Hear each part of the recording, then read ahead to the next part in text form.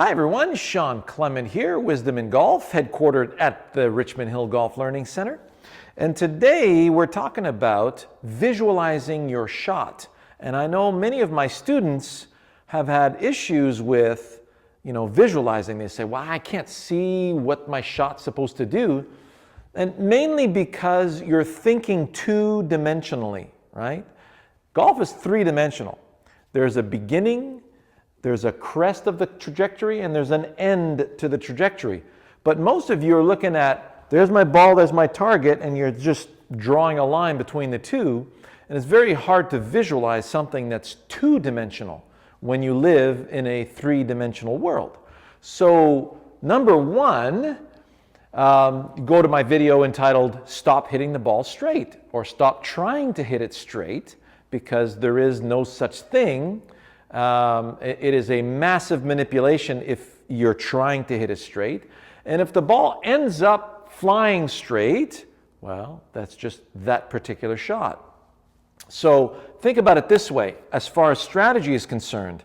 If I had the pin tucked back left, well, the last thing I want to do is aim for that pin and end up, pulling it left and short-siding myself.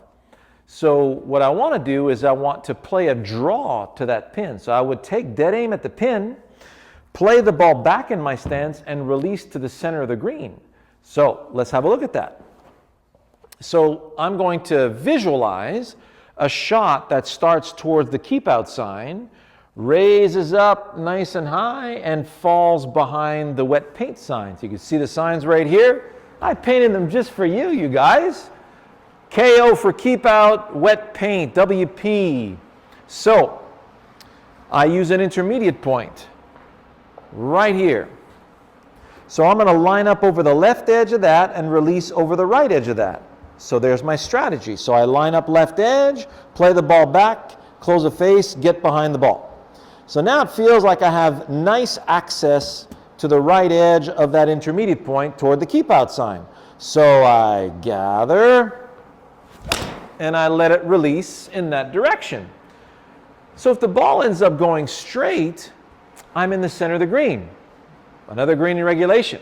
So you'll tend to, always miss in the right places when you're working the ball in this manner. If the ball turns and comes back, well then, I've got a nice birdie opportunity. Let's say I want to hit my fade. I'm going to start it to the left of the wet paint sign, nice crest, let it fall behind the wet paint sign. So, I'm lining up left edge, play the ball slightly forward to center, and swing to the left edge. Notice the difference? Before I was lining up left edge, play the ball back, get behind the ball, and swing to the right edge. Because I'm playing the ball back of center, it creates a counterclockwise spin. And obviously, I don't want to start the ball on target and draw away from the target. I want to start it a little right and draw it back to the target. Same thing if I'm driving the ball.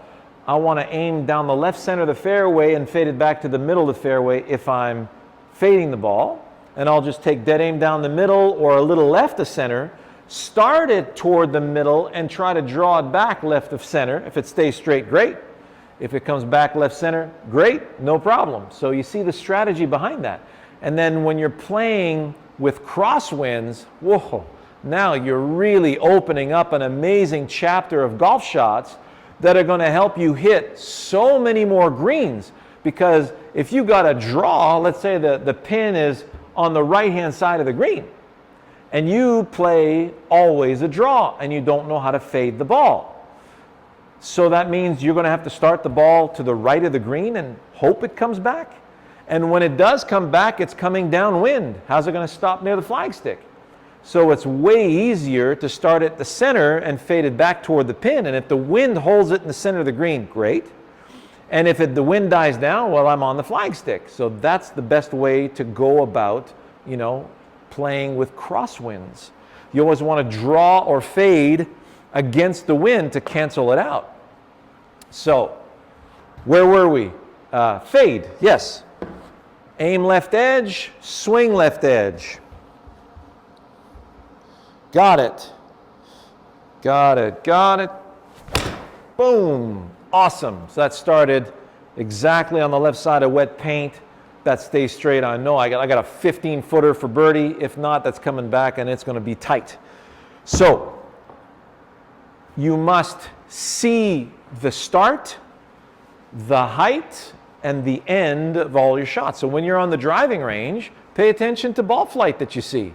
And then you're easily able to pick that ball flight and to match it up with the shots that you want to send the golf ball to, okay? So visualizing your shot, 3 dimensions. Enjoy that, and you'll see how your body will respond to it so much more easily. One final note, by the way, it's not just the visual that counts.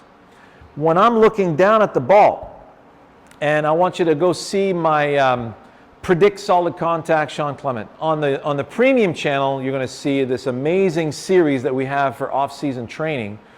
There's 20 sessions in there, and it's all about predicting the shot. Now, I play my draw again, aim here, release there, ball back, get behind. So now, when I let the club release me in the direction I want to start the ball, I want to predict that I'm going to have solid contact. So if I'm going to do it from here and I let it release, well, right now I'm going to miss the ball. So I'm only going to hear wind. I'm not going to hear any ball contact, and the ball's going nowhere. If I go here, I'm going to top the ball, and it's going to have a nasty vibration on the sole of the club, and it's going to make a big dent into the ground and just maybe pop out of that and not go anywhere. All right, now, if the sole of the club shaves grass at ground level, now it feels like the sole of the club is going, the ball's going to be collected by the face and be delivered in that direction. If the ball's too far back, that'll be way too far right. If the ball's too far forward, I can't stay to the right. This feels just about right. So now I can predict that when I let it release, I'm going to hear, feel, and see the whole shebang, okay? So what's it feel like when I let it release in that direction? It feels about like, boom. Perfect. Right over the keep out sign. And that felt like it was going to have a little draw flavor to it. And we're having a good time. Enjoy.